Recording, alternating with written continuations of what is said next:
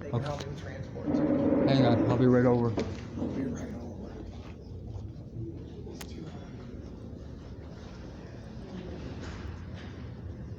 I'm kind of upset right now. Huh? I really am upset. Okay, let's get back to the marathon though.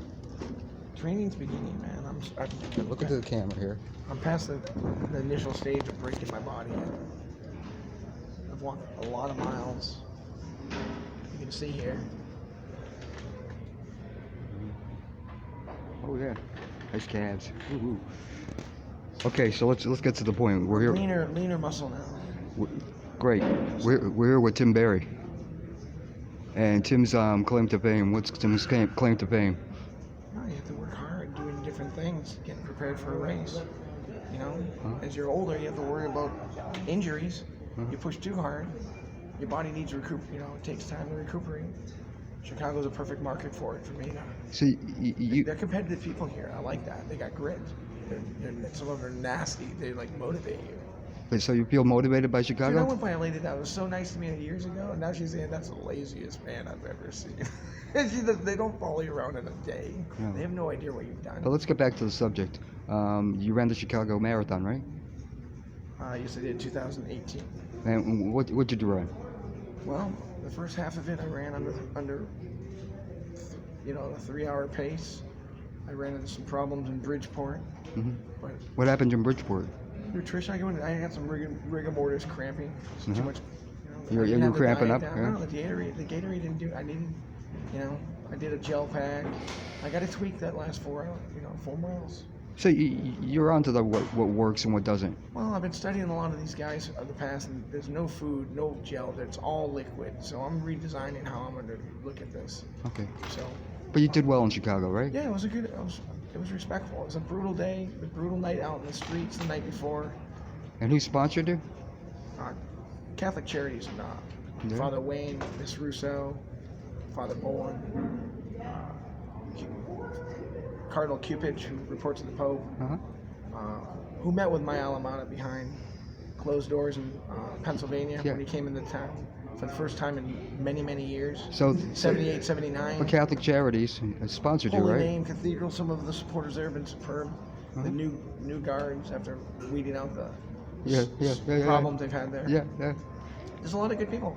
And so how about New York? What are you going to do in New York? New York's a new experience for me. So right now I just did something over and submitted for hotels. At the Wyndham Hotel, you go for an hour and a half exposure of their beautiful hotel. They give you a 2-day credit anywhere. It's supposed to stay. So I already researched that, dropped it off to Miss Russo. She can go to the seminar. I'm going to go to the seminar. That's 4 days. So that should be enough for the trip to New York. Okay. If they don't have anything set up prior. So it's about saving a little money to put it towards But you found a good deal at least. transportation and things like that. Yeah, I want to be close to the start. So having a couple days here in New York and then closer to 9/11, I'd like to be, Times Square, they call it there. I mean, it's a big city. Have you ever been to New York? From a distance, through driving past. Right, but that's it. With binocular distance. Yeah, but never walking. No, I've seen the feet on the Liberty, ground. Liberty statue from a long distance. And so what's New on your Jersey border. Let me ask you, what's on your wish list? That was years ago, 96, 98, whatever it was, 96. What's on your wish list? Right now, my wish list is better weather. This weather's kind of brutal right now. Yeah, it's been tough. It's been a tough year. Tough. It was the rainiest May in years. Yeah, and I want to thank Patagonia for these nice winter snow pants that I've made into shorts. You like that? Yeah, they're waterproof. They dry off. They've saved Patagonia. for the last 3 months. They've been unbelievable. Yeah. They're vented. They don't have odor. They clean. I mean, it's just a well-designed piece of machinery. You say you like Patagonia, huh? Dude, I do. They're coats I layer. I've taken Patagonia with North Face and made a different look. I've seen them in the multicolored arms. It looks nice. You like it? I just didn't like the arms on this one, so I modified it. But it saved me. This coat saved me through the winters on, 3 or 4 layers. Let's get back to the wish list. What's on the wish list? On the wish list, I want to just do my very best in New York. I want my best performance ever. Sure. So, And what do you need to You get know, there? Joe Benoit asked me, he was like, how fast do you want to go? He said, I've just now got into race shape. There's a big difference. Right. Ben True's in prime race shape.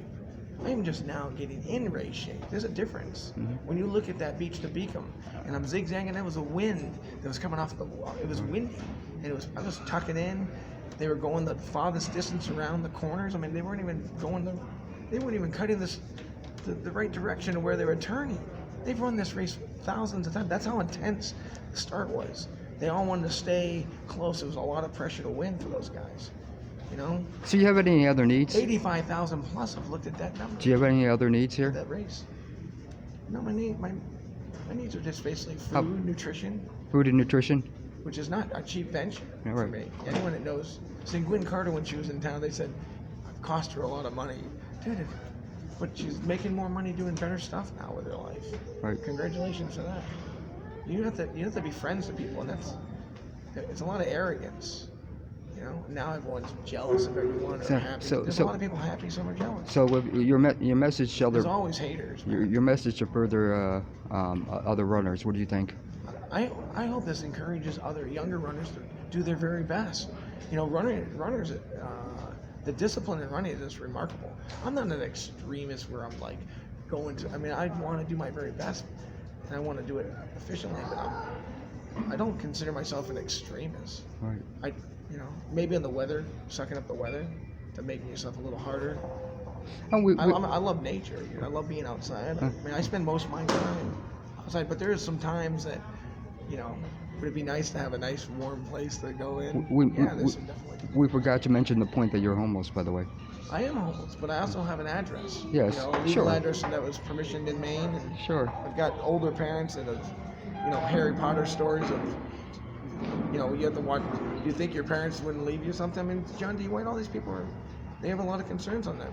So Money. So on a scale of 1 to 10, where do you think you are now? But I want to make my own money. I always have. Sure. And on a scale of 1 to 10, what do you think you are now and getting ready for New York? I'm in excellent shape right now. On a scale of 1 to 10, 1 to 10's the best. It's too premature. I'm going to do a long run. I don't know if it's tonight. Can you give me a number today. though? I'll let you know when I run my 14 miles to see how I feel. Okay. That's what will be a deciding factor. But I am ready to do that now. I'm not going to go out and do little test runs. I'm going to do my long run. And You're doing long runs now. You know, my long run will be 14 to 15 miles. First one. That's what I do. I mean, I'll run. You know, the original guys that were running great. He did a 200-day, 16-mile-a-day run. You know, that you don't have to do it that way to be the best. You know, Frank Shorter spent more time on the track, and I'm really going to spend more time on interval training. And you know? what do you like about Frank Shorter? I have the weighted vest right now, 40 pounds plus my pack.